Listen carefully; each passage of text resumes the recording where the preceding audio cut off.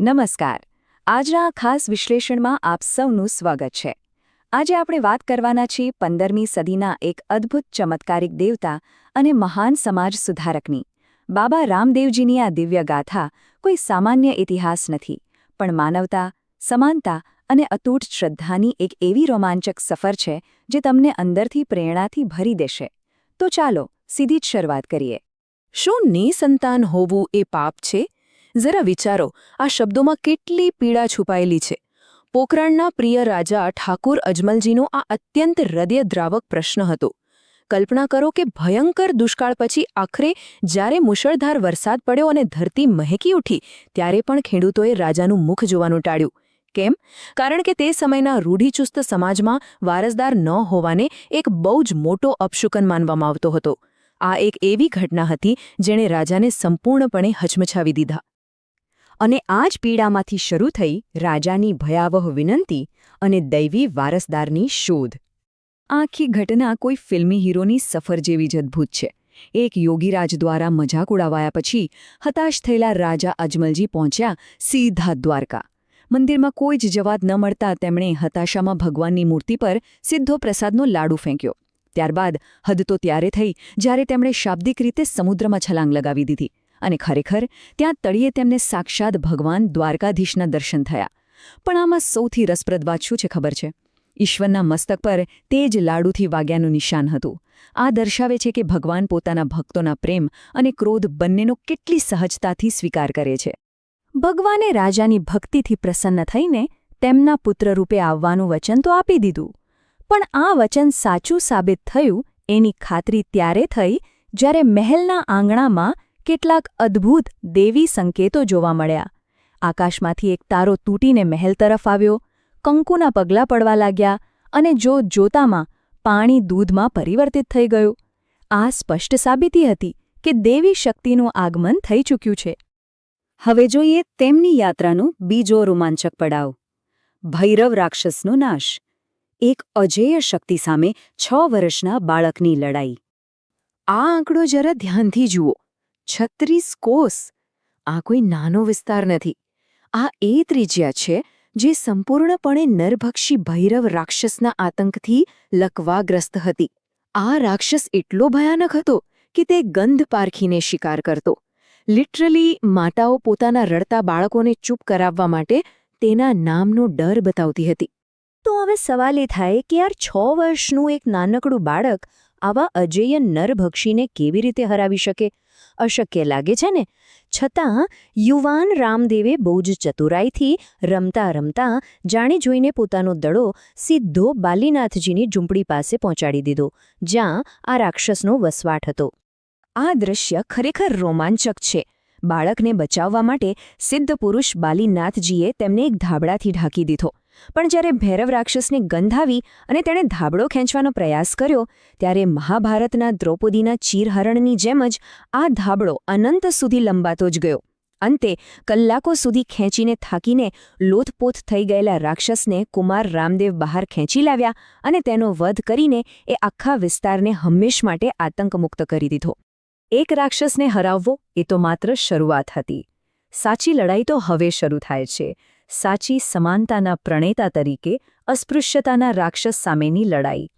તેમણે તે યુગના કઠોર અને જુલ્મી જ્ઞાતિ પ્રથાના નિયમોના રીતસરના ચૂરેચૂરા કરી નાખ્યા.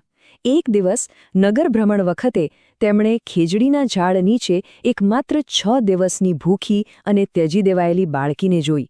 આ બાળકી હાશિયામાં ધકેલાયેલા મેઘવાડ સમુદાયની હતી. તેમણે વિના સંકોચે તેને અપનાવી, તેનું નામ ડાલીબાઈ રાખ્યું અને સન્માનપૂર્વક પોતાની બહેન તરીકે મહેલમાં લઈ આવ્યા. જ્યારે શાહી વર્ગના લોકોએ એક નીચલી જાતિના બાળકને રાજવી વંશમાં લાવવા બદલ કડક વિરોધ કર્યો, ત્યારે તેમનો આ જવાબ સાંભળવા જેવો હતો. ભગવાન દરેકને સમાન આદરથી જુએ છે.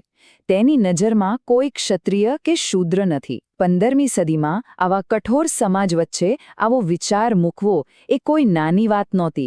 આ એક પ્રચંડ સામાજિક ક્રાંતિ હતી. આગળ વધીએ તેમના ચમત્કારો, પીર અને સત્યના પાઠ તરફ.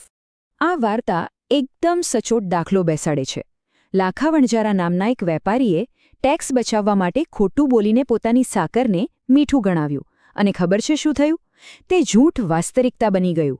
બધી જ કિંમતી સાકર લિટરલી મીઠામાં ફેરવાઈ ગઈ. જ્યારે લોકોએ તેને મારવા દોટ મૂકી ત્યારે તેને પસ્તાવો થયો અને માફી માંગ્યા પછી જ તે મીઠું ફરીથી સાકરમાં ફેરવાયું. આ બતાવે છે કે સત્યનો માર્ગ ક્યારે ન છોડવો જોઈએ. મોટા સામાજિક સુધારાઓની સાથે સાથે તેમણે પોતાના અંગત અને નિકટના લોકો માટે પણ અદ્ભુત ચમત્કારો કર્યા. અગ્નિફેરા વખતે જ તેમણે પોતાની પત્ની નેતલ દેની શારીરિક વિકલાંગતા દૂર કરી. નિર્દોષ સંદેશાવાહક રત્ના રાયકાને જેલમાંથી જાદુઈ રીતે મુક્ત કર્યો. પોતાની બહેન સુગનાને તેના ક્રૂર સાસરિયાઓના ત્રાસમાંથી સન્માન અપાવ્યું. અને પેલા લાલજુ દરજીએ બનાવેલા જૂના કપડાના ઉડતા ઘોડાને તો આશીર્વાદ આપીને લીલે ઘોડે તરીકે કાયમી ઓળખ આપી દીધી. એટલે જ તો તેમને લીલે ઘોડાવાળા કહેવાય છે. તેમની લોકપ્રિયતા એટલી હદે વધી ગઈ કે છેક મક્કાથી 5 પીર તેમની દિવ્ય શક્તિની કસોટી કરવા માટે રૂણીચ આવી પહોંચ્યા. જ્યારે પીરોને ભોજન પીરસવામાં આવ્યું ત્યારે તેમણે અહંકારમાં ના પાડી દીધી અને કહ્યું કે તેઓ તો માત્ર મક્કામાં રહી ગયેલા પોતાના જ વાડકાઓમાં જ જમશે. આ સાંભળીને બાબા રામદેવજીએ હળવેકથી આકાશ તરફ હાથ લંબાવ્યો અને જોતજોતામાં દુનિયાની બીજી બાજુથી તેમના જ વાડકાઓ પલવારમાં ત્યાં લાવી દીધા. આવું અકલ્પનીય દ્રશ્ય જોઈને પેલા પંચપીરોનો અહંકાર ઓગળી ગયો. તેઓ ચરણોમાં પડી ગયા અને બોલી ઉઠ્યા, અમે તો માત્ર પીર છીએ, પણ તમે તો પીરોના પણ પીર છો. આ જ એક ક્ષણ હતી જ્યારે તેમણે બધી જ ધાર્મિક સીમાઓ પાર કરી અને મુસ્લિમ સમુદાયમાં પણ રામસા પીર તરીકે અત્યંત પ્રિય બની ગયા. અને હવે આપણે આવી પહોંચ્યા છીએ આ દિવ્ય સફરના અંતિમ પડાવ પર. અંતિમ દિવ્ય સમાધિ અને ભક્તોને શાશ્વત વચન. અહીં એક બહુ જ ઇમોશનલ ટ્વિસ્ટ આવે છે. જ્યારે રામદેવજીએ સમાધિ માટે જગ્યા પસંદ કરી ત્યારે તેમની બહેન ડાલીબાઈ ત્યાં દોડી આવ્યા અને દાવો કર્યો કે આ જગ્યા તો ખરેખર તેમની છે. જ્યારે ખાતરી કરવા માટે ખોદકામ કરવામાં આવ્યું ત્યારે સાચું કહું છું, અંદરથી ડાલીબાઈનો કાંસકો અને દોરો મળી આવ્યા. આ જોઈને પહેલાં ડાલીબાઈએ સમાધિ લીધી અને ત્યારબાદ બાબા રામદેવજીએ. આ દર્શાવે છે કે તેમનો ભાઈ બહેનનો પ્રેમ અને આધ્યાત્મિક બંધન અંતિમ શ્વાસ સુધી કેટલું અતૂટ હતું. આ આખી મહાસફરની ટાઈમલાઈન પર નજર કરીએ તો 14મી સદીના પોકરણના ભયંકર દુષ્કાળ અને નિરાશાથી શરૂ થયેલી સફર ભૈરવ રાક્ષસનો વધ, અલગ અલગ સમુદાયોને એક કરવા અને વિક્રમ સંવત 1442માં જીવંત સમાધિ સુધી પહોંચે છે. કેવી રીતે એક રાજ્યની ઘોર નિરાશાને તેમણે આશા અને આધ્યાત્મિક એકતાના શાશ્વત વારસામાં પરિવર્તિત કરી દીધી તે અહીં સ્પષ્ટ દેખાય છે. સમાધિ લેતા પહેલાં તેમનો આ અંતિમ સંદેશ ખરેખર દરેક ભક્ત માટે એક મોટો સહારો છે. તેમણે કહ્યું હતું, ભલે હું મારું ભૌતિક સ્વરૂપ છોડી રહ્યો છું, પરંતુ મારા ભક્તોના એક જ સાદ પર મારી મદદ હંમેશા હાજર રહેશે. અને આપણે સૌ જાણીએ છીએ કે તેમનું આ વચન આજે પણ લાખો લોકોની આસ્થાનું કેન્દ્ર છે. તો આજના આ સઘન વિશ્લેષણને અંતે એક બહુ જ મોટો અને અગત્યનો સવાલ ઊભો થાય છે. સદીઓ વીતી ગયા પછી પણ શું આપણે આધુનિક વિશ્વમાં ખરેખર તેમના અંતિમ ચમત્કાર એટલે કે ભેદભાવથી સંપૂર્ણપણે મુક્ત એવા સમાનતાના દૃષ્ટિકોણને અપનાવી શક્યા છીએ? આ પ્રશ્ન સાથે હું આપ સૌને વિચારતા મૂકી જાઉં છું. આ અદ્ભુત અને પ્રેરણાદાયક સફરમાં મારી સાથે જોડાવા બદલ આપ સૌનો ખૂબ ખૂબ આભાર.